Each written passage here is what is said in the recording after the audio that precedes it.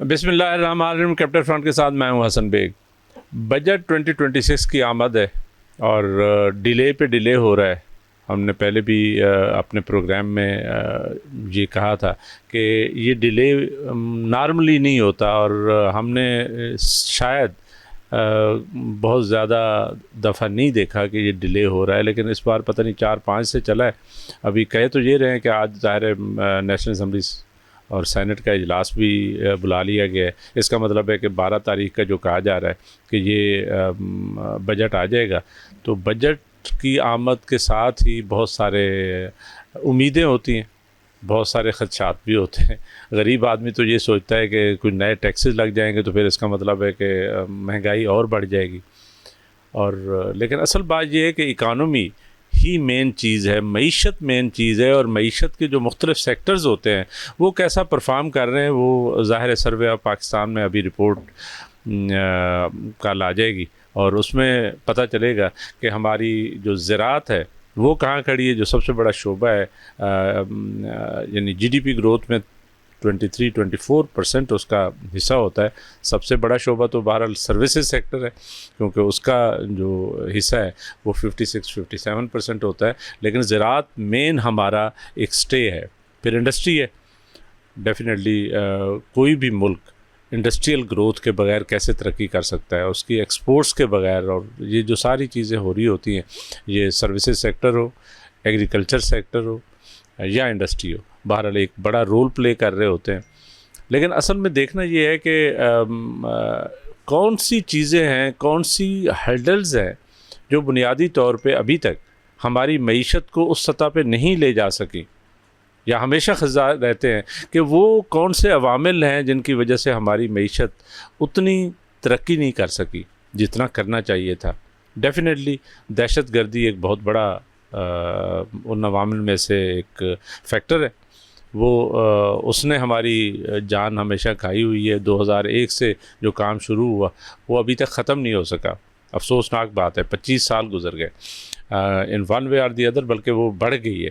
تو اس کا خاتمہ بہت ضروری ہے. اور اس کے ساتھ ساتھ یہاں پہ جو فارن ڈائریکٹ انویسٹمنٹ آتی ہے وہ بھی اس لیول کی نہیں آتی، شاید دہشت گردی کی وجہ سے نہیں آتی یا کچھ اور فیکٹرز بھی ہو سکتے ہیں.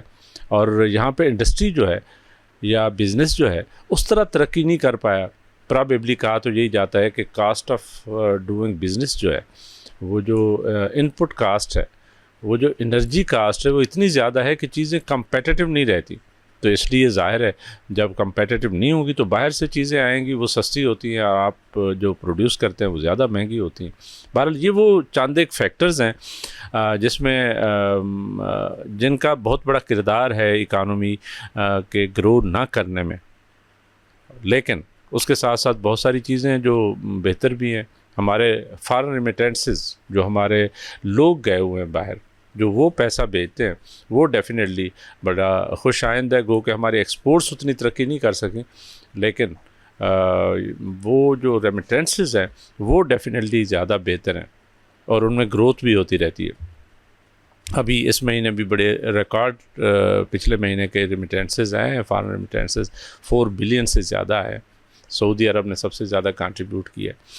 اسی طریقے سے جب ہم فارن ریمیٹنسز کی بات کرتے ہیں تو ہمیں آبادی یاد آ جاتی ہے، پاپولیشن یاد آ جاتی ہے. وہ ہم جاپان جیسے ملک میں تو وہ کہتے ہیں کہ یا ایون چائنا میں، ساؤتھ کوریا میں، وہاں تو کہا جا رہا ہے کہ جی اب پاپولیشن گروتھ ہونی چاہیے. ان کے تو مسئلے مسائل کچھ اور چل پڑے ہیں کیونکہ اوور ایجڈ اور ایجڈ لوگ زیادہ ہو گئے ہیں اور نئی پاپولیشن نہیں ہے. ہمارے ہاں بہت بڑا یوتھ بلج ہے اور وہ ایک بہت بڑا کردار ادا کر سکتا ہے. میں ہمیشہ کہتا رہا ہوں کہ I T products, I T services یہ ایک ایسا شعبہ ہے، ای کامرس، جس میں ڈیفینیٹلی ہماری یوتھ جو ہے وہ انٹرسٹڈ بھی ہے اور وہ کرنا چاہتے ہیں، اس میں کام بھی کرنا چاہتے ہیں. ان کی فیسیلیٹیشن اگر ہو تو ہماری جو ایکسپورٹس اسٹیگننٹ ہے 30 بلین کے اراؤنڈ، تو وہ کم از کم آنے والے 4-5 سالوں میں 400-500 بلین تک بھی پہنچ سکتے ہیں، بشرطے کہ ان کو فل انٹرنیٹ سروسز اور چیزیں دی جائیں. یہ بہرحال چند ایک چیزیں ہیں جو آج ہم نے ڈسکس کرنی ہے، یہ ہم اس لیے ڈسکس کر رہے ہیں کہ ابھی بجٹ نہیں آیا، بجٹ آ جائے گا کل پرسوں تک، تو پھر ہم بجٹ کی جو چیزیں ہیں وہی ڈسکس کریں گے، کور بجٹ بزنس. تو اس سلسلے میں ہم نے آج دعوت دی ہے. ہمارے ساتھ تشریف رکھتے ہیں جاوید راٹھور صاحب، جو بیسیکلی امریکہ میں رہتے ہیں، پاکستانی ہیں، کشمیری ہیں، اور تجزیہ کار بھی ہیں، اینکر بھی ہیں، اپنا پروگرام بھی کرتے ہیں اور بزنس بھی کرتے ہیں. ویلکم ٹو دا شو جی.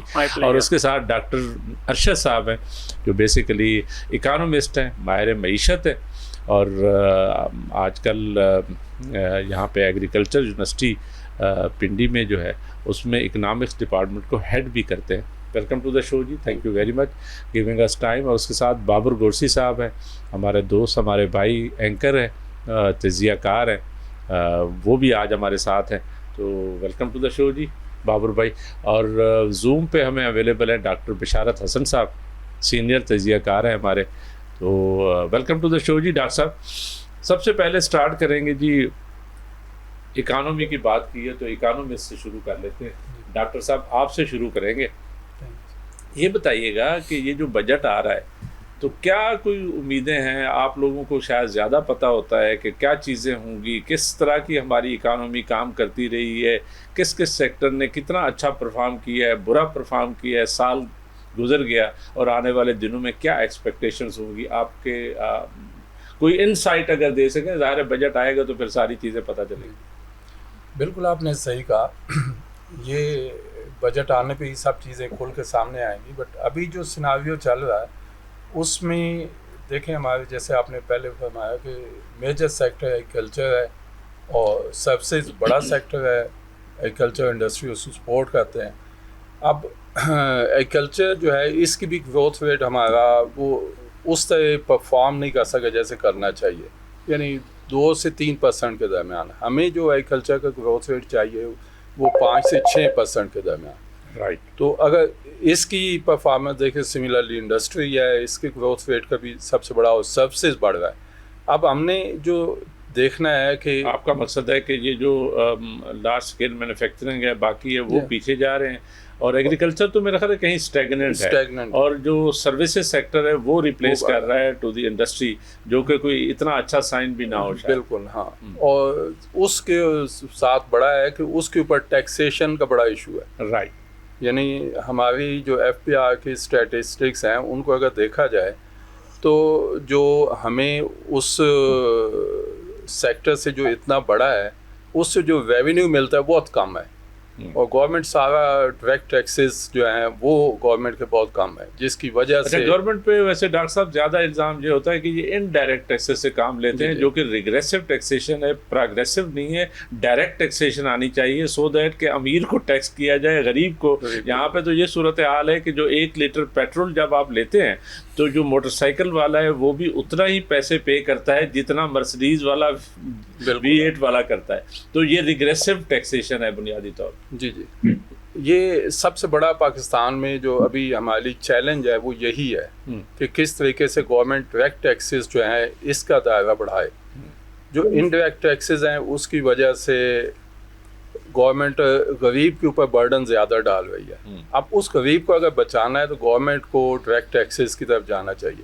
حالانکہ انڈیا اور پاکستان کا بھی کمپیریزن دیکھیں تو انہوں نے ڈائریکٹ ٹیکسز جو ہیں بڑھائے ہیں، جبکہ پاکستان نے ابھی نہیں بڑھائے اور انڈائریکٹ ٹیکسز پہ چل رہا ہے. جس وقت ہم نے ڈائریکٹ ٹیکسز کو بڑھا لیا تو پھر ہمارا ریونیو بڑھے گا. ایف پی آر کے اسٹیٹسٹکس ابھی بھی دیکھیں تو اگر دیکھیں ہم تو ہماری کلیکشن جو ایف پی آر کی وہ ڈائریکٹ ٹیکسز جو ہیں ان سے کم ہے اور انڈائریکٹ ٹیکسز پہ لیکن زیادہ. ڈاکٹر صاحب میرا یہ خیال ہے کہ بنیادی طور پہ جب تک اکنامک گروتھ نہیں ہوگی، جب تک آپ کی اکانومی کا سائز بڑا نہیں ہوگا، اس وقت تک آپ ٹیکسیشن پہ ٹیکسیشن کرتے جائیں، ریونیو بے شک بڑھا لیں اور آپ کی ایف پی آر کی مشینری کچھ بھی کر لے یا لیویز کی شکل میں آپ جو کر رہے ہیں وہ تو بنیادی طور پہ ایک صرف اور صرف کاسٹ آف یعنی لیونگ جو ہے نا آپ بڑھا رہے ہوتے ہیں. انفلیشن جو ہے نا وہ زیادہ آ رہا ہوتا ہے، غربت بڑھ رہی ہوتی ہے جو کہ یہاں پہ بڑھی ہوئی ہے. چلیں جاوید راٹھور صاحب آپ کے پاس آئیں گے. جی آپ نے بہت پتے کی بات کی. اصل بات یہ ہے کہ آپ ٹیکس اس پہ انکم پہ لگائیں گے نا, کوئی پروڈکشن ہوگی اور انکم ہوگی. جی ہاں. لیکن آپ صرف سروسز پہ لگا دیں یا انڈائریکٹ عوام کے اوپر ٹیکس لگا دیں تو وہ کتنا ٹیکس دے سکیں گے؟ انفلیشن بڑھے گا, مہنگائی ہوگی, غریب اور پسے گا. اصل جو چیز ہے اکانومی کی جو بیک بون ہے, ایک تو آپ کی یہاں زراعت ہے اور دوسرا انڈسٹری ہے. وہ دونوں نہ صرف اسٹیگنٹ ہیں بلکہ میرا خیال ہے کہ ریگریشن کی طرف ہے, نیچے ہیں. انڈسٹری بھی نہ ہونے کے برابر ہے, جو تھی تھوڑی بہت وہ بھی ختم ہو گئی. اب ان کو سب سے پہلے توجہ دینی چاہیے کہ انڈسٹری کو بہتر کریں, رائٹ, اور پھر اس کے بعد جو ایگریکلچر ہے اس کے اوپر توجہ دیں. دنیا کے اندر ایگریکلچر بڑا جدید طریقے سے فارمنگ ہوتی ہے اور وہ کافی پروڈکشن ہوتی ہے, فارمنگ یہاں پہ بھی خیر شروع, اس کے اوپر دیں. اور جہاں تک انڈسٹری کی بات ہے تو انڈسٹری تو تب چلے گی نا, ایک تو آپ اس کو فیسیلیٹیٹ کریں, ان کو جو آپ الیکٹریسٹی ہے وہ آپ صحیح ریٹس پہ دیں. کاسٹ اتنی بڑی ہوئی ہے, کاسٹ اتنی بڑی ہوئی ہے, وہ کمپیٹ نہیں کر سکتے. اور پھر دوسری جو اہم چیز ہے, جو انویسٹر ہوتا ہے وہ دیکھتا ہے کہ اس کا سرمایہ سیف ہے یہاں نہیں ہے, اور اگر کوئی وہاں پہ پرابلم ہو جائے تو وہ وہاں عدالتیں آزاد ہیں کہ نہیں ہیں, تو وہاں پولیٹیکل انوائرمنٹ جو ہے وہ ہے کہ نہیں ہے. تو ہمیں پولیٹیکل جو پولرائزیشن ہے اس کو ختم کرنا ہوگا اور ملک کے اندر انویسٹر کو لانا ہوگا, انڈسٹری کو فروغ دینا ہوگا, اور اس کے لیے بہت ڈراسٹک ڈیسیژن لینے کی ضرورت ہے, اور چیزوں کو براڈر پرسپیکٹیو میں دیکھ کر ملک کی خاطر جو ہے میرا خیال ہے پالیسیز کو ریویو کرنے کی ضرورت ہے, اور زیادہ فرینڈلی ایک دوسرے کے ساتھ ضرورت ہے. ملک کے اندر جب تک وہ ایک ہارمونی نہیں ہوگی تو انویسٹر بھی نہیں آئے گا, وہ اسٹیبلٹی نہیں آئے گی. کیوں بابر بھائی یہ بتائیں کہ یہ جو بات جاوید راٹھور صاحب کر رہے ہیں یا ڈاکٹر صاحب نے بھی کی ہے, بیسیکلی تو ہمارے ذہن میں اکنامک گروتھ کا ہے کہ کیسے اس کو بہتر کیا جا سکتا ہے, انڈسٹری کو کیسے تو آپ کے خیال میں یہاں پہ کیا ہونا چاہیے جس سے ہماری کم از کم یہ جو معاشی ترقی ہے, جس سے اگر معاشی ترقی ہوگی تو تبھی جا کے آپ تخفیف غربت بھی کر سکتے ہیں, تبھی جا کے آپ امپلائمنٹ بھی جنریٹ کر سکتے ہیں, تبھی جا کے آپ ایکسپورٹس بڑھا سکتے ہیں. ہم قرضوں پہ قرضے اس لیے لیتے جا رہے ہیں کیونکہ ہمارے پاس وہ والی گروتھ نہیں ہے. بہت شکریہ بیگ صاحب. بات یہ ہے کہ ہمارے اگر دیکھیں پچھلا کئی سالوں سے تو ہماری جو جی ڈی پی ہے, گروتھ ریٹ ہے, یا جو ہمارا انفلیشن ہے, ہماری جو پاورٹی ہے, بالکل وہ مطلب جی ڈی پی تو ادھر کی ادھر رہی ہے, لیکن یہ دو چیزیں جو ہیں بڑھ گئی ہیں. بالکل یہ وجہ یہ ہوتی ہے کہ پالیسیز کی وجہ ہوتی ہے. اب دیکھیں کہ آپ اگر پیچھے چلے جائیں تو آپ 2013 میں چلے جائیں تو معیشت جو ہے کوئی اتنی بہتر نہیں تھی, لیکن جیسے ہی پرائم منسٹر بنے نواز شریف تو معیشت بہتر ہونا شروع ہوگی. اس کے بعد 17 میں جب وہ گئے ہیں تو اس وقت سے اگر آج تک آپ دیکھیں تو ہماری جو جی ڈی پی ہے وہ نہ وہ بڑی ہے, وہ وہیں کی وہیں ہے, مطلب 6 سے نیچے رہی آج تک, اس سے اوپر 6 پہ ہی وہ چھوڑ. لیکن درمیان کا جو پیریڈ تھا جب خان صاحب تھے تو میرا خیال ہے 6% سے زیادہ G D P growth last year کی تھی 2021-22 کی. حالانکہ اس دور میں یہ کووڈ بھی آ گیا, بہت ساری چیزیں افیکٹ ہوئی, لیکن اس کے باوجود دیکھیں آپ مہنگائی کی شرح جو ہے وہ بڑھی ہوئی تھی. اچھا, پاورٹی جو تھی وہ بہت زیادہ بڑھ گئی تھی. ہمارے جو بیرونی قرضے تھے, اندرونی قرضے تھے, وہ بھی بڑھ گئے ہوئے تھے. تو بات یہ ہے کہ اب یہ تمام جو چیزیں تھیں ان کو ٹھیک کرنے کے لیے بالکل بات صحیح ہے کہ پولیٹیکل سٹیبلٹی کی بھی ضرورت ہے, جس کو کہ آپ نے دیکھا ہے کہ کافی عرصے کے بعد 10 مئی 2025 کے بعد جب یہ ہم نے مارکا جیتا تو اس کے بعد تھوڑی سی سٹیبلٹی آئی ہے. اس کی وجہ سے اب آپ دیکھیں کہ بہت سے جو انویسٹرز ہیں, کمپنیز ہیں جو پاکستان کا رخ کر رہی ہیں. اب دیکھیں غربت ختم کرنے کے لیے تو آپ ایک دن میں وہ جادو کا چراغ چلا کے ختم نہیں کر سکتے, لانگ ٹرم پلان. اب آپ دیکھیں گے اب جب آپ کی ایکسپورٹ بڑھے گی, جب تک آپ کی ایکسپورٹ نہیں بڑھتی مہنگائی کی شرح جو ہے وہ کم نہیں ہوگی. تو ایکسپورٹ بڑھانے کے لیے آپ کو جو کمپیٹیٹیونیس ہے پوری دنیا کی, اگر آپ کے ریجن میں بھی دیکھیں, انٹرنیشنلی دیکھیں, یورپ میں دیکھیں, تو جو پروڈکٹ جو ہے ایک تو کوالٹی اس کی اچھی ہوگی, اور دوسرا یہ ہے کہ وہ پرائز کمپیٹیبل ہوگی, تو وہ جو ہے اس کے بغیر تو اس پہ ہم کو توجہ دینے کی ضرورت ہے. دوسرا یہ ہے کہ جو اخراجات ہیں, پہلے بھی انہوں نے اسٹیبلٹی میئرز لیے ہیں, وہ بھی کیے ہیں, اب جو اداروں کے ہیں, اور دوسرا یہ ہے کہ جو عوام خود ہیں, جو پرائیویٹ سیکٹر خود ہے, اس کو بھی جو ہے بہت سی چیزوں کو کرنا پڑے گا. ابھی آپ دیکھیں کہ انرجی جو ہے وہ بڑا مین سورس ہوتی ہے. اب ہم نے بحیثیت قوم ایک چیز طے کر لی ہے کہ ہم نے صبح 11 بجے سے پہلے شاپس نہیں کھولی. میں 10 بجے آج گیا تھا, مارکیٹس بند تھیں. اگر یہی مارکیٹ صبح 7 بجے کھلیں اور 7 بجے بند ہو جائیں, ایک تو ہم انرجی کرائسس سے بچ جائیں گے. جو وہ صبح اے سی جو جا کے 12 بجے چلائیں گے یا 1 بجے چلائیں گے, آ کے تو وہ ان کا زیادہ خرچہ ہوگا ایز کمپیئر ٹو کہ اگر وہ 7 بجے آتے ہیں. یہ آپ نے خوبصورت بات کی ہے کہ کم از کم اس کو انرجی کنزرویشن کے حوالے سے یہ کم از کم جلدی مطلب وہ کریں. پتہ نہیں ہماری عادتیں ہی بگڑ گئی ہیں, ہم رات کو جاگتے ہیں اور دن کو جو ہے نا سوتے. آتے ہیں آپ کے پاس ڈاکٹر بشارت صاحب, آپ کے پاس آئیں گے. ہم بیسیکلی ڈاکٹر صاحب اکانومی کو اور بجٹ کو ڈسکس کرنا چاہ رہے تھے. بجٹ ابھی آیا نہیں ہے تو اس طرح نٹی گریٹی تو نہیں ہو سکتی, اس کو ڈسکس نہیں کر سکتے. لیکن ہم یہ کہہ رہے تھے کہ پھر اکنامک گروتھ جو ہے ہماری کوئی اتنا زیادہ قابل فخر نہیں ہے, تو اس میں کیا وجوہات ہیں. اور ہمارے ساتھ ڈاکٹر ارشد صاحب بھی ہیں جو اکانومسٹ ہیں. وہ بیسیکلی زراعت جو ہے نا ایک بہت بڑا شعبہ ہے, اور انڈسٹری جو ہے راٹھور صاحب بھی کہتے ہیں کہ وہ پیچھے جا رہی ہے. اور بابر بھائی نے بھی یہی کہا کہ یہاں پہ ایک لانگ ٹرم پالیسی کی ضرورت ہے جس کے تھرو جا کے چیزیں ٹھیک ہوں گی. اس طریقے سے ایڈھاکزم پہ چیزیں نہیں چل سکتی. آپ کا کیا خیال ہے؟ بالکل ٹھیک ہے, تمام دوستوں نے بالکل صحیح باتیں کی ہیں. صرف میں ایڈ یہ کرنا چاہوں گا کہ آپ کی انڈسٹری چل ہی نہیں سکتی, کمپیٹیٹو ہو ہی نہیں سکتی جب تک آپ اپنے گیس اور بجلی کی پرائسز کو نیچے نہیں لاتے. اس وقت پاکستان میں جو بجلی کا ٹیرف ہے اور گیس کا ٹیرف ہے وہ ریجن میں جو ملک ہیں انڈیا, بنگلہ دیش, سری لنکا, نیپال, اس سے 4 گنا زیادہ ہے, 400% زیادہ. ہمیں تو ڈاکٹر صاحب کیپیسٹی کے چارجز جو ہے نا وہ کھا گئے ہیں اس کو, ہم کو پتہ نہیں وہ کب ٹھیک ہو گئے. آئی پی پی سارا دیکھیں نا, سب مس مینجمنٹ ہے اس میں, لوگ شامل ہیں, ویسٹ انٹرسٹ ہیں. تو آپ کیا سمجھتے ہیں کہ جو آپ نے بات کی, امپورٹنٹ بات کی, جس کا بابر گورسی صاحب بھی کہہ رہے ہیں, بنیادی طور پہ جب تک کوئی معاشی ترقی اس وقت ہوتی ہے جب آپ کوئی پالیسیز ایسی بنائیں جو لانگ ٹرم بھی ہوں, جو بنیادی طور پہ کسی سالڈ گراؤنڈ پہ ہوں. اور ان پالیسیز میں یہ اکنامک کے حوالے سے میں بات کر رہا ہوں, اس میں ایک ون آف دا تھنگس, کیونکہ ہم نارملی پولیٹیکل اکانومی ڈسکس کرتے ہیں تو پولیٹیکل سٹیبلٹی بھی بڑی ضروری ہوتی ہے. بابر صاحب کا خیال یہ ہے کہ یہ پاکستان میں پولیٹیکل سٹیبلٹی ہے, تو آپ کو لگتا ہے کہ یہاں پہ بظاہر تو پولیٹیکل سٹیبلٹی اوپر سے تو ہے, گورنمنٹ بھی بڑی مضبوط ہے, چیزیں بھی بڑی مضبوط ہیں, لیکن یہ بجٹ جو ہے اب تیسری دفعہ ڈیٹ چینج ہو گئی ہے. پہلے کہا کہ یہ 4-5 کو آ رہا ہے, پھر کہا کہ 9-10 کو آ رہا ہے, اب کہہ رہے ہیں 12 کو, 12 پہ بھی خدشات چل رہے ہیں. تو آپ کو لگتا نہیں ہے کہ یہ تو جو کولیشن گورنمنٹ ہے ان کے درمیان بھی کہیں نہ کہیں کوئی معاملات سیٹل نہیں ہو پا رہے؟ دیکھیں جو اسٹیبلٹی ہے, اکنامک اسٹیبلٹی, تو وہ اکنامک اسٹیبلٹی پولیٹیکل اسٹیبلٹی کے بغیر ناممکن ہے. رائٹ. تو پولیٹیکل اسٹیبلٹی اور اکنامک اسٹیبلٹی ساتھ ساتھ چلتے ہیں. اگر ملک کے اندر سیاسی طور پر لوگوں کے درمیان جو ہے ایک اچھا ماحول ہوگا, تو پھر باہر کا جو انویسٹر ہے وہ بھی دیکھے گا.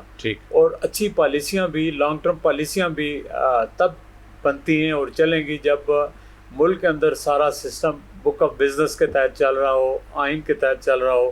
لیکن جب خواہشات کے تحت چیزیں چلیں تو ظاہر ہے کہ جو باہر کے لوگ ہیں, جو انویسٹر ہیں, وہ پھر رسک نہیں لیتے. وہ کہتے ہیں کہ اگر ہم وہاں جا کر انویسٹ کریں گے تو ہمارا سرمایہ محفوظ نہیں رہے گا اور ہمیں تحفظ نہیں ہوگا. ان کو وہ زندگی کا تحفظ بھی چاہتے ہیں, سرمایہ کا تحفظ بھی چاہتے ہیں, ریٹرن بھی چاہتے ہیں. ٹھیک بات ہے, لیکن جہاں انسٹیبلٹی ہو یہ چیزیں نہیں مل سکتی. تو اس کے لیے ضروری ہے, میں یہی کہتا ہوں کہ یہ ضروری ہے کہ دیکھیں, بات یہ نہیں کہ ہم حکومت پر تنقید نہیں کرتے, یہ بات ایک فیکٹ ہے. اور اس فیکٹ کو جب تک ہم ایکسیپٹ نہیں کریں گے کہ ہمیں ملک کے معاملات کو ٹھیک کرنے کے لیے ایک دوسرے کے ساتھ ہاتھ ملا کے آگے بڑھنا پڑے گا. ٹھیک ہے کہ جو ہمارے سیکیورٹی ادارے ہیں, جو ہمارا ملک جو ہے بہت امپارٹنٹ ہے, اور جو ہماری فوج نے جو اہم کردار ادا کیا ہے مئی میں لاسٹ ایئر, اس سے ہمارا امیج جو ہے اس میں تو کوئی شک نہیں ہے, کیونکہ اور پھر ڈپلومیسی میں بھی جو رول ادا کیا اس سے ہمارا امیج جو ہے بڑا ہے. لیکن خالی امیج کے سہارے آپ زندہ نہیں رہ سکتے. پیٹ کے اندر جب تک آپ کھانا نہیں کھائیں گے آپ کی بھوک ختم نہیں ہوگی. یہ بات تو کنفرم ہے کہ جی اسٹیبلٹی, پولیٹیکل اسٹیبلٹی کے بغیر ناگزیر ہے. ڈاکٹر صاحب آپ کیا سمجھتے ہیں, آپ کیونکہ پیور اکانومسٹ ہیں, تو یہ زراعت کے شعبے میں وہاں پہ بھی کوئی پالیٹکس چلتی ہے, وہاں پہ بھی کوئی انسٹیبلٹی ہے, یا یہ ہے کہ وہاں معاملات ٹھیک ہے, ویسے ہی کسان غریب مارا گیا ہے کیونکہ پیسٹی سائڈ سے لے کر ہر چیز کی پرائسز بڑھی ہوئی؟ سر یہ آپ نے صحیح کہا, جو پولیٹیکل اسٹیبلٹی ہو یا اکنامک اسٹیبلٹی دونوں ساتھ ساتھ چلتی ہیں. جی اب ہے ایگریکلچر میں بھی سیم جیسے باقی جگہ پہ ہے. سب سے بڑا پرابلم جیسے میں بات پہلے کہا رہا تھا کہ جو انڈائریکٹ ٹیکسز ہیں آپ نے لیوی لگا دیا آئل کے اوپر, پیٹرول اور اس پہ, اب اس سے کاسٹ آف پروڈکشن بڑھ گئی. اب کسان جو ہے وہی ٹریکٹر, اب آئل کے بغیر تو اس کی کوئی چیز بھی نہیں چلتی, چاہے ٹیوبویل اور ٹریکٹر. ابھی چلیں سولر سے بہت بڑی اس کو سپورٹ ملی ہے, لیکن وہ کہہ رہے ہیں ابھی تو سولر پہ بھی ٹیکسیشن آ رہی ہے کہ 17-18% یا پتہ نہیں 15% جی ایس ٹی اس پہ بھی لگا رہے ہیں. ہاں وہ الگ, تو اس کا مطلب کہ وہ جو پلیٹیں لے کے بیٹھا ہوا ہے سولر کی, جس کے تھرو کام چلا رہا تھا, اس پہ بھی کوئی بوجھ آنے والا ہے. لیکن ابھی جو سیناریو, ابھی کاسٹ آف پروڈکشن ایگریکلچر میں بھی وہ بہت زیادہ ہوگی. آگے جو سب چیزوں کی پرائسز بڑھی ہیں, صرف ایگریکلچر کماڈیٹیز کی پرائسز جو ہے نا وہ نہیں بڑھی, وہ سپلائی ڈیمانڈ کی وجہ سے وہ کم ہے. اور اس کے لیے سب سے عام چیز ہے کہ ہماری جیسے راٹھور صاحب کا ٹیکنالوجی جو ہے نا, جب تک ایگریکلچر میں نہیں آئے گی اور کیپٹل انویسٹمنٹ نہیں آئے گی اس وقت تک, جیسے آپ نے بھی شروع میں کہا کارپوریٹ فارمنگ بہت عام ہے لیکن اس کا بھی اسکوپ اور لمیٹڈ ہے. اچھا. اور ہمارے فارمرز جو ہیں زیادہ اسمال فارمرز ہیں, 90% اسمال فارمرز ہیں. اب ان تک کوئی چیز پہنچے گی تو کچھ ہوگا, ان تک پہنچتے پہنچتے ان کی سچویشن ہمیں دیکھنا ہوگی کہاں تک پہنچ جائے گی.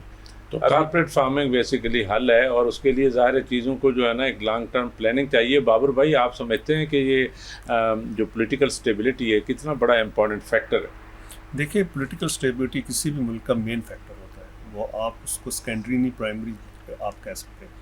اب دیکھیں پولیٹیکل اسٹیبلٹی کے بھی مختلف آپ دیکھیں رخ ہوتے ہیں. اب جو پاکستان ہے اس میں کہا جا رہا ہے جی پولیٹیکل اسٹیبلٹی نہیں ہے. یہ ایک مطلب جان بوجھ کے یہ چیزیں کریٹ کی جاتی ہیں, کیونکہ بہت سے دنیا جو ہوتی ہے وہ چاہتی ہے کہ یہ ملک جو ہے یہ آگے اسٹیبل نہ ہو, اس لیے کوئی نہ کوئی چیز جو ہے انارکی پھیلانے کے لیے یہ چیزیں کی جاتی ہیں. ابھی دیکھیں کہ تمام کی تمام پولیٹیکل جماعتیں جو ہیں وہ ایک ایجنڈا کے اوپر ہیں, وہ چاہتی ہیں کہ پاکستان پروگریس کرے. تو کوئی بھی ایسی جماعت نہیں ہے کہ جو نہیں ہے. جی ہاں, جہاں تک بات یہ ہے کہ اب اکنامک اسٹیبلٹی, تو اکنامک اسٹیبلٹی کے لیے ان تمام جو اسٹیک ہولڈرز ہیں ان کو مل کر بیٹھنا پڑے گا, پالیسیز بنانی پڑیں گی, اور ایسی پالیسیز ہوں گی جو سسٹینیبل ہوں, جو کہ گروتھ کے اوپر ان کا سارا ڈیپینڈ کرتی ہیں. وہ ایسی پالیسیز نہیں ہونی چاہیے کہ جو کہ ہوا میں بنے اور اس کا کوئی زمین کے ساتھ یا کسی اور چیز کے ساتھ, انسانوں کے ساتھ تعلق ہی نہ ہو. تو اس لیے وہ بنائی جائیں تاکہ جو سسٹین بھی کر سکیں. اور دوسرا یہ ہے کہ آہستہ آہستہ جو ہے جتنے بھی آپ ڈونرز ایجنسیز ہیں ان سے آپ اپنی جان چھڑائیں, وہ اس کا کوئی بھی طریقہ نکالیں, بے شک 5 سال بعد 10 سال بعد, تاکہ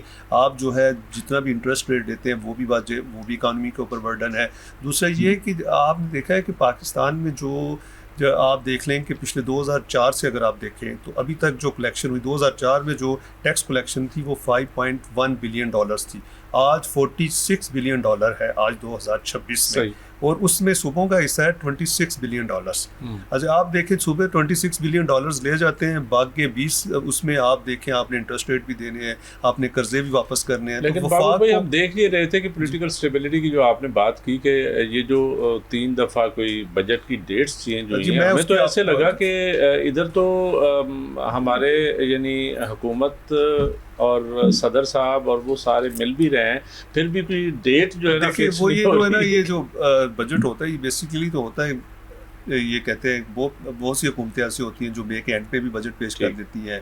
جون میں بھی ہم نے بجٹ دیکھے, جون کے اینڈ میں بھی دیکھے, جون کے شروع میں بھی دیکھے, مڈ میں بھی دیکھے. یہ اس کا کوئی نہیں. بات بلا کہ بات یہ تھی کہ بہت سی چیزیں ایسی تھیں جو کہ کیونکہ کولیشن حکومت ہے تو کولیشن حکومت جو ہے وہ تمام جتنے بھی اس کے پارٹنرز ہیں ان کے بغیر چل نہیں سکتی جب تک انہوں نے ان کو اعتماد میں نہیں لیا. اور دوسرا یہ مسئلہ تھا یہاں پہ BISP کا مسئلہ تھا, NFC کا مسئلہ تھا, فنڈز کا مسئلہ تھا, وفاق اور صوبوں کے مسئلہ تھا. کئی مسئلے مسائل ہیں. ڈاکٹر بشارت صاحب آپ کے پاس آئیں گے. Sir under the article 156 of the constitution of Pakistan آپ کو معلوم ہے کہ جو نیشنل اکنامک کونسل ہے جو بنیادی طور پہ پرائم منسٹر کے ساتھ کیبنٹ ہوتی ہے اور وہ یہ ڈیسائیڈ کرتی ہے کہ جی بجٹ کیا ہوگا, بجٹ کی اپروول دیتی ہے, پھر وہ قومی اسمبلی میں جاتا ہے.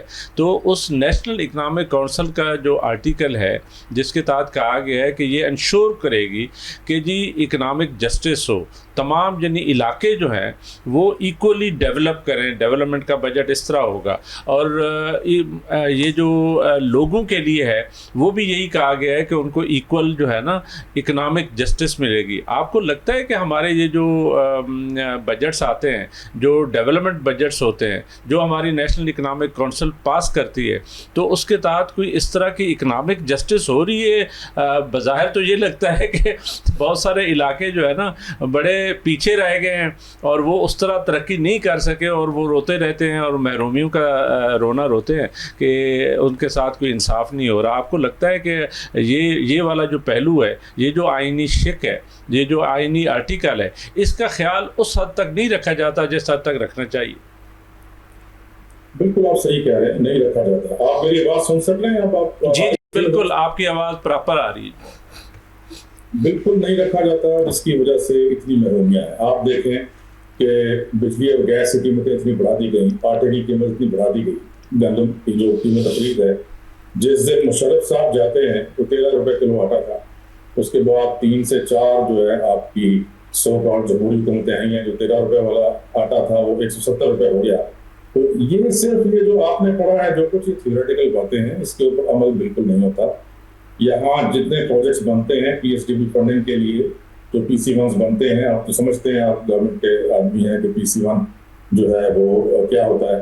जितने भी PC1s बनते हैं वो ज़ाती मफादात के लिए बनाए जाते हैं, ज़ाती जो है फ़ायदे के लिए बनाए जाते हैं, उसमें कौम का, अवाम का फ़ायदा नहीं देखा जाता। जिसकी वजह से इस वक्त जो कुछ कश्मीर में हो रहा है, ये शुरू कैसे हुआ? ये शुरू ऐसे हुआ कि उन्होंने एतराज़ करना शुरू किया कि हम लोग आटा नहीं खरीद सकते, इतना महंगा है, हम लोग जो है बिजली के बिल नहीं दे सकते, टैरिफ इतना ज़्यादा है, गैस के बिल नहीं दे सकते, टैरिफ इतना ज़्यादा है। हुकूमत ने उनको बहुत ज़्यादा सब्सिडीज दी, उनकी तमाम बातें मानी, लेकिन फिर ये देख कर के जो है ना मुतालबात इस तरीके से ये मनवा रहे हैं कि पीछे जो है इन्होंने तीनों बड़ी पार्टीज को रिजेक्ट करके और तमाम अवाम को अपने साथ ले लिया है। तो अब फिर हमारे दुश्मन एजेंसीज जो हैं वो मैदान में उतरी और उन्होंने जो है अपना खेल शुरू किया। और हिंदुस्तान के जो भी जयशंकर है या उनके और बड़े लीडर्स हैं, उन्होंने बरमला ये कहा कि हम पाकिस्तान के कश्मीर में, तो उसको POK कहते हैं, हमारे आज़ाद कश्मीर को, इसमें इलेक्शंस नहीं होने देंगे। तो अब वही जो पार्टी थी या जो एक्शन कमेटी थी जो कि आटे की कीमत पे और बिजली की कीमत पे बात कर रही थी, वो भी बहक गए और वो भी जो है उन्होंने, उनका सबसे बड़ा मुतालबा ये हो गया कि 12 सीटें जो है मकबूजा कश्मीर के जो मुहाजिरीन उनकी ख़त्म करो और हम इलेक्शन नहीं होने देंगे। अब सबसे बड़ी डिसरप्शन जो पैदा की जा रही है वो इस बात पे कि हम इलेक्शन नहीं होने देंगे। और ये किसका मुतालबा है? ये इंडियन जयशंकर और राजनाथ और इस तरह के लीडर्स का जो है मुतालबा है। मैंने अभी आपको व्हाट्सएप पे वो सारे इनके मुतालबे इंडियन लीडर्स के भेजे हैं।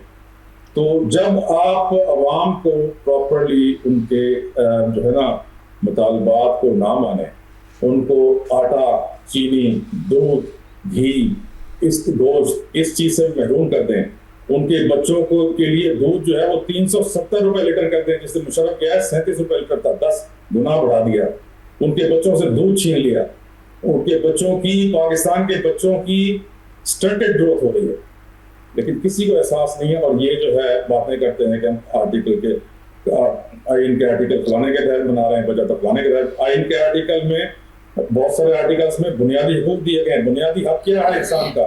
कि उसे खाने को रोटी मिले और उसे उसके बच्चों को दूध मिले। बिल्कुल ठीक। ये जो पिछला जो वज़ीर ख़ज़ाना आजकल हैं, जो आपने इम्पोर्ट किए थे, इन्होंने 1000 रुपए 12 लीटर के उस पर बढ़ाया पिछले बजट में। डॉक्टर साहब यकीन करें, हमने नहीं इम्पोर्ट किया। अच्छा, जिसने भी किया लेकिन उसने एक मैंने कहा डॉक्टर साहब माहौल थोड़ा जो है ना टेंस हो रहा था, तो इसको थोड़ा सा इजी करते हैं। चले आपके पास आते हैं, आपका पॉइंट ऑफ व्यू आ गया। राठौर साहब, ये जो बात हो रही है एक्शन कमेटी के हवाले से, आजकल भी एक ज़ाहिर मसला चल रहा है और आपका ताल्लुक भी उसी कश्मीर से है, तो सलूशन क्या है आपके नज़दीक? हल क्या है? क्योंकि मुझे जो अंदाज़ा है आपके पास कोई हल है उसका कि कैसे इसको। देखें जी, जो सूरत हाल है आज़ाद कश्मीर के अंदर वो बड़ी अनफॉर्चुनेट है। ऐसा नहीं होना चाहिए था। जो कश्मीरी हैं वो पाकिस्तान के वफादार हैं, मुहिब वतन हैं, डेफिनेटली पाकिस्तान के लिए कुर्बानियाँ दी। जो पुंछ शहर है, वहाँ के लोगों ने तहरीक शुरू की, تو یہاں ایک ایسی صورتحال ہو گئی ہے. اور ایک اہم پوائنٹ میں آپ کے ذریعے جو ہے وہ سامنے لاؤں گا کہ ہمارے نیشنل پریس میں بھی کچھ ایسے بے وقوف لوگ ہیں کہ جو کشمیریوں اور پاکستانیوں کے درمیان نفرت پھیلا رہے ہیں. یہ نہیں ہونا چاہیے ہرگز. یہ کشمیریوں کے مفاد میں نہیں, پاکستان کے مفاد میں نہیں. میں سمجھتا ہوں کہ پاکستان اور کشمیر لازم و ملزوم ہے ایک دوسرے کے لیے. اور اگر ہمارا مشترکہ دشمن جو انڈیا ہے وہ ہیجیمنی قائم کرنا چاہتا ہے, اس کے عزائم کو فائدہ اٹھانے کی اس کو عزائم کو دیکھیں تو ہم لوگوں کو اکٹھا ہونا چاہیے اور اپنے معاملات کو باہمی گفت و شنید سے حل کرنا چاہیے. یہ جو سیٹوں کے حوالے سے آپ کا آئیڈیا ہے کہ جو اوورسیز والی سیٹیں ہونی چاہیے, یہ وہ کیا ہے؟ دیکھیں, میں نے تو اوورسیز کی اس لیے میں نے سجیسٹ کیا تھا کہ کشمیری ڈائسپورا 15 سے 20 لاکھ لوگ باہر ہیں, وہ ویل سیٹلڈ ہیں, وہ انٹرپرینور ہیں, بڑے بزنس مین ہیں, وہ کماتے بھی ہیں, وہ یہاں آ کے انویسٹ بھی کرتے ہیں, کر سکتے ہیں, یہاں کے سسٹم کو بہتر بنانے کے لیے, ریفارم کے لیے اپنا رول پلے کر سکتے ہیں. تو اس لیے اگر ان کو نمائندگی دی جائے آزاد کشمیر اسمبلی میں تو زیادہ بہتر ہے. تو جہاں تک آپ سلوشن کی بات کرتے ہیں, ابھی جو صورتحال ہے میں سمجھتا ہوں یہ کسی کے حق میں نہیں, اس سے ہندوستان فائدہ اٹھا رہا ہے. اور وہ کشمیری جو ہمیشہ ہندوستان کی ایمبیسیز کے سامنے مظاہرے کرتے تھے, انفارچونیٹلی ایسی سچویشن پیدا کر دی ہے کہ وہ سچویشن جو ہے نا, وہ ظاہر ہے جب اس طرح کی کوئی سچویشن ہو جائے تو پھر ہر قسم کی باتیں چلتی ہیں. لیکن سر یہ بتائیے گا کہ یہ اس کو جو ہے نا, آپ کا کیا خیال ہے, نیگوسیشن تو ہو رہی ہے؟ دیکھیں, نیگوسیشن پتہ نہیں ہو رہی ہے کہ نہیں, یہ مائنڈ سیٹ کی بات ہے. دیکھیں, ہمیں ریاست ماں جیسی ہوتی ہے, ان کو میں اس طرف آتا ہوں. ہمارے بھائی فیصل ممتاز راٹھور صاحب ہیں, آپ کے بھی رشتہ دار ہوں گے, تو وہ کوئی نیگوسیشنز کے لیے میرا خیال ہے کہ ان کے پاس اتنے اختیارات نہیں ہیں. انفارچونیٹلی جو آزاد کشمیر کے سیاستدان ہیں ان کے پاس زیادہ سپیس نہیں ہے, اور اس کی وجہ ان کی اپنی غلطیاں ہیں. اور یہی صورتحال پاکستان میں بھی ہے کہ سیاستدانوں کے پاس زیادہ سپیس نہیں ہے اپنی غلطیوں کی وجہ سے. وہ کہتے ہیں کہ خواجہ آصف صاحب کہتے ہیں this is one of the best system, hybrid چل رہا ہے, تو اس میں تو ساری ون ون سچویشن آ جاتی ہے. ڈاکٹر صاحب آپ بتائیے گا. نہیں, آپ نے سولوشن کی بات کی تھی, وہ مجھے کر لینے دیں. دیکھیں, اس وقت سولوشن یہ ہے کہ میں سمجھتا ہوں کہ اس وقت جو آپریشن ہے اس کو فی الفور بند کیا جانا چاہیے. جو تنظیم کو کالعدم قرار دیا گیا ہے وہ محب وطن ہے, وہ واپس لینا چاہیے, اور وہاں انٹرنیٹ جو ہے منقطع ہے وہ بحال کرنا چاہیے. اور جو ایکشن کمیٹی ہے اس کو بھی اپنا جو پروگرام ہے اس کو مؤخر کر کے مذاکرات کی طرف آنا چاہیے, مذاکرات کی طرف آنا چاہیے. کیونکہ جو ڈیتھس ہوتی ہیں, جو جانیں ضائع ہوں, وہ سیکورٹی فورسز کی ہوں یا عام لوگوں کی ہوں, وہ کسی کے فائدے میں نہیں ہے. کیوں ڈاکٹر صاحب, آپ کیا سمجھتے ہیں کہ یہ ہم پولیٹیکل اسٹیبلٹی کی بھی بات کر رہے تھے, تو آپ کو پتہ ہے ایگریکلچر جو ہے نا directly related with the water ہے, اور یہ منگلا ڈیم سے لے کر تربیلا ڈیم سارے ہمارا تو سورس جو ہے, انڈس واٹر ٹی ٹی بھی ہوا, اور وہ سارے سورسز ادھر سے آ رہے ہیں. سندھ چلو علیحدہ ہو گیا, لیکن یہاں سے اب چناب کا پانی جو ہے نا وہ وہاں پہ ڈیم بنا کے انڈیا جو ہے نا بند کر رہا ہے, تو انفارچونیٹ ہے, اور سسپینڈ ہوا ہے انڈس واٹر ٹی ٹی. تو آپ سمجھتے ہیں کتنی بڑی اہمیت ہے ہماری کشمیر کے حوالے سے بھی, کشمیریوں کے حوالے سے بھی, پانی کی کتنی بڑی اہمیت ہے ایگریکلچر کے حوالے سے؟ سب پانی تو زندگی ہے, وجعلنا من الماء کل شیء حی, ہر چیز پانی سے بنی, اور پانی کے بغیر تو ہم ایتھوپیا اور وہ ملک بن جائیں گے, افریقہ میں شامل ہو جائیں گے. تو پانی تو بنیاد ہے. اب سب سے بڑا اس میں 2 فیکٹر ہیں, ایک تو پانی کا بہاؤ اور پھر اس کی یوٹیلائزیشن, یعنی دونوں اینڈ پہ ہمیں کام کرنا ہوگا. ایک تو پانی کی واٹر یوز ایفیشنسی ہمیں بڑھانی ہوگی, جو اس پہ پاکستان نے کافی کام کیا ہے, بٹ اور کام کرنے کی ضرورت ہے. اچھا, الزام تو یہ آتا ہے کہ جب بھی انٹرنیشنل کسی فورم پہ جائیں تو اسپیشلی یہ جو ہمارے مخالفین ہیں وہ کہتے ہیں کہ جی ان کے پاس اتنی بارشیں ہوتی ہیں, اتنے سارے وہ چیزیں ہیں, یہ خود ہی ان کو وہ نہیں کرتے, وہ سمندر میں پانی چلا جاتا ہے, ڈیم شیم بنائیں, اس کو کنزرو کریں, وہاں سے اپنی ایگریکلچر کو ٹھیک کریں. یہ ہمیشہ وہ کہتے ہیں, الزام ہم پہ لگاتے ہیں کہ ہم پانی بند کر رہے ہیں, تو اصل میں تو یہ خود پانی کنزرو نہیں کرتے. سب دونوں اینڈ پہ ہے. اچھا, ہمیں اسمال ڈیم اور لارج ڈیم دونوں بیک ورک بنانے ہیں, اور میڈیم ڈیم بھی. اور یہ جو ہے اس کا ہمیں اکانومی میں اپنے, جیسے ابھی گورنمنٹ آ رہی ہے, بجٹ لاتی ہے, اب اس میں ایک فکس ریشو رکھے کہ جی ڈی پی کا اتنے % ہم پانی کے اوپر انویسٹ کریں گے, تاکہ اس سے ہم ملک میں پیداوار بڑھا سکیں. اور اس کے ساتھ ایک اور چیز بھی جو پولیٹیکل ڈیم اوپر بن رہے ہیں ابھی تک پتہ نہیں کتنے عرصے سے بن رہے ہیں، وہ کہتے ہیں وہ صدیوں کے حساب سے بن رہے ہیں، کاسٹ اسکلیشن علیحدہ ہو جاتی ہے، وہ کہتے ہیں 8 بلین سے شروع ہوا تھا، پتہ نہیں 15-20 بلین تک چلا گیا، اور پھر بھی مکمل نہیں ہوا، پھر بھی اس کے باوجود پھر بھی ابھی بھی مسئلے مسائل. اور کالا باغ کتنا امپورٹنٹ ہے آپ کے نزدیک؟ کالا باغ تو کبھی آپ بہت اسٹڈی کیا ویسے؟ یہ کالا باغ اگر بنا لیتے ہم تو آج کے پی بھی، پنجاب بھی، سب کو بینیفٹ اور سندھ کو ہوتا ہے، اور ایون ہم بلوچستان تک کو بینیفٹ دے سکتے تھے اس سے. اور یہ جو گرین انیشیٹو لیا ہوا تھا زراعت تو کہ آپ کا فیلڈ ہے تو اس لیے پوچھ رہا ہوں، یہ جو چولستان اور ان کو آباد کرنا تھا وہاں پہ وہ کہتے ہیں نیچے پانی نہیں ہے، ان کا خیال تھا کہ نیچے پانی ہے. جب وہ PCRWR جو ہے ہماری واٹر ریسرچ والی جو کونسل ہے انہوں نے جا کے چیک کیا تو پانی نہیں تھا، اس کے لیے نہریں نکالنی تھی. تو آپ کے خیال میں یہ والا علاقہ جو ریتلا علاقہ ہے یہ ہو سکتا ہے سیراب؟ سیراب ہو سکتا تھا اگر ہم ڈیم بناتے، اگر کالا باغ ڈیم بنتا ہوتا تو پھر شاید ہمارے لیے زیادہ ایزی ہوتا. اب تو مسئلے مسائل کئی بڑھ گئے. کیوں بابر بھائی، یہ جو ہم کشمیر کی بات کر رہے ہیں، آپ بھی بڑے ویل کنیکٹڈ ہیں اور کشمیر سے ہیں، تو اس کا سلوشن کیا ہے؟ وہی جو ہم راٹھور بھائی سے بھی کہہ رہے ہیں کہ اس کا سلوشن کیا ہے؟ یہ جو اچانک چیزیں جو ہیں نا اس طرح پراپ اپ ہو گئی ہیں، بات سمجھ ہی نہیں آئی کہ ہوا کیا ہے. اچھا، آپ ایک سا بات یہ ہے کہ آپ خود ادھر ایڈیشنل چیف سیکرٹری رہے ہیں کشمیر میں، آپ کا کشمیر کے ڈائنامکس کو جانتے ہیں، آپ نے تمام ایریا دیکھا ہے، آپ لوگوں سے ملے ہیں، جو وہاں پہ سرو کرتا ہے اس کو اس کے حالات کا زیادہ پتہ ہوتا ہے. لیکن چونکہ ایز اے کشمیری ہم جموں اینڈ کشمیر سے، آکوپائڈ جموں اینڈ کشمیر سے، یہ کشمیر والے یہاں کے. آپ دیکھیں جب ہماری بات ہوتی ہے تو ہمارے 3 لاکھ کشمیری جو شہید ہوئے ہیں وہ جموں کشمیر کے ہوئے ہیں، آزاد کشمیر کے نہیں ہوئے. دیکھیں ہمارے ہوئے، ہمارے آبا اجداد بھی اس میں شہید ہوئے، ہمارے بہت سے ریلیٹیو امیجیٹ ریلیٹیو تھے وہ اس میں شہید ہوئے 1947 میں. اب جب یہاں پہ ہم آ گئے، ہم نے اپنی جائیدادیں بھی چھوڑی، ہم نے رشتہ دار بھی چھوڑے، ہم نے سب کچھ چھوڑا. آپ نے دیکھا کہ ہمارے لوگ بھی شہید کیے گئے، قتل کر دیے گئے. اس کے بعد ہم جہاں آ کے پاکستان میں آباد ہو گئے. ہم آباد کہاں ہوئے؟ ہم نے یہ سوچا تھا کہ جیسے ہی جنگ ختم ہوگی ہم واپس اپنے علاقوں میں چلے جائیں گے. ہم کہاں پہ شفٹ ہوئے؟ ہم بالکل بارڈرنگ ایریا پہ، آپ دیکھ لیں ناروال پہ، آپ دیکھ لیں، آپ سیالکوٹ میں دیکھ لیں، گجرات میں دیکھ لیں، جہاں پہ انڈین بارڈر تھی اور کشمیری بارڈر تھی، ان کے ساتھ لگتی تھی، جوائنٹ تھی، ورکنگ باؤنڈری نہیں تھی، LOC جس کو کہا جاتا ہے وہ تھی، وہاں پہ ہم آ کے آباد ہو گئے. اس کے بعد کیا ہوا کہ چونکہ کشمیر کا جو ایشو تھا یہ اقوام متحدہ میں چلا گیا، اس کی استصواب رائے ہوگی، تو اس لیے اس کے اوپر آپ نے دیکھا کہ دنیا نے اس کو تسلیم بھی کیا اور انہوں نے کہا کہ ان کا رائٹ ملنا چاہیے. اس کے بعد انہوں نے کیا کیا کہ جو کشمیری تھے پاکستان میں ان کے لیے انہوں نے 12 نشستیں جو تھیں وہ مختص کر دی. وہ اس لیے کی کہ ان کا بھی وہی رائٹ ہے جو کہ یہاں پہ رہنے والے کشمیریوں کا رائٹ ہے.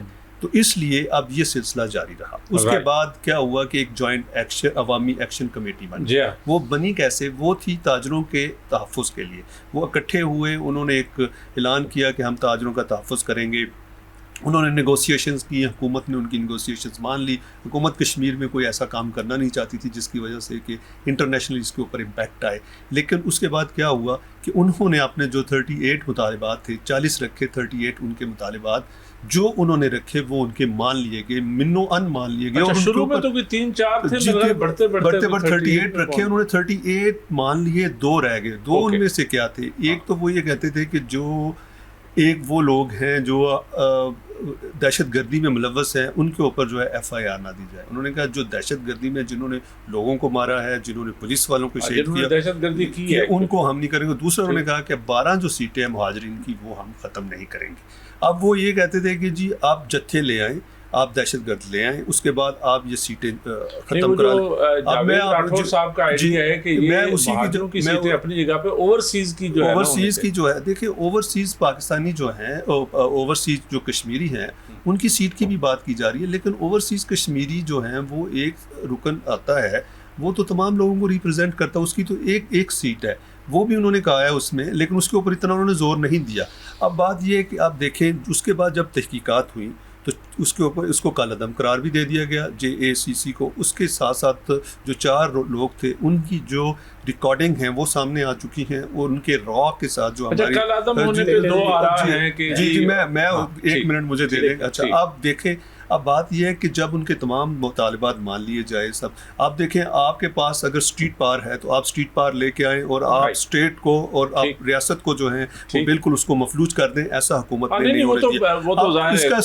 اس کا سلوشن کیا تھا, جب ان کے 38 مطالبات مان لیے گئے, ان کو یہ چاہیے تھا کہ ان کا کوئی رائٹ نہیں ہے. اب اسمبلی آ جاتی ہے, اب 27 کو الیکشنز ہو رہے ہیں, اسمبلی آ جاتی, اسمبلی آ کے جو ہے وہ کہتی ان کو یہ رکھنا چاہیے کہ نہیں رکھنا چاہیے. دوسرا یہ ہے کہ چلیں آپ اختلاف کریں, مجھے آپ اختلاف کرنے کا رائٹ رکھتے ہیں. بات یہ ہے کہ اب جو ہمارا رائٹ ہے وہ سیم رائٹ ہے, بلکہ ہمارا تو ڈوئل رائٹ ہے, کیونکہ ہم نے تو تمام چیزیں چھوڑی ہیں, ہم نے تو اس ملک کے لیے قربانیاں دی ہیں. آپ اسی کشمیر میں بیٹھے ہیں, آپ دیکھیں آپ کو کوٹا بھی ملتا ہے, آپ کو سستا آٹا بھی ملتا ہے, سستی بجلی بھی ملتی ہے, آپ کو سیکورٹی بھی ملتی ہے, آپ کے تمام جتنے بھی وہ ہیں پولیس میں, آرمی میں, ہر جگہ آپ کو کوٹا ملتا ہے, کیڈٹ کالج میں, ایجوکیشن میں, ہر جگہ. تو یہ ہم لوگوں کو تو وہی چیزیں فیسلٹیز ملتی ہیں جو پاکستانیوں کو ملتی ہے.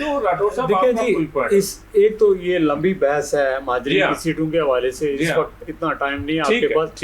بنیادی بات یہ ہے کہ 1947 میں جو لوگ مہاجر ہو گئے, ابھی 80 سال ہو گئے, تو پاکستان میں رچ بس گئے, پاکستان کا حصہ بن گئے, انٹیگریٹڈ ہو گئے پوری طرح. پاکستان میں ان کو ساری سہولتیں حاصل ہیں, وہ الیکشن لڑ سکتے ہیں, بزنس کرتے ہیں, ساری فیسلٹیز. راٹھور صاحب لاسٹ ٹائم بھی ہمارے پروگرام میں بات ہوئی, میں نے کہا ایم کے ایم ابھی بھی قائم دائم ہے, اور قائم دائم رہے, نہیں ہونی چاہیے نا.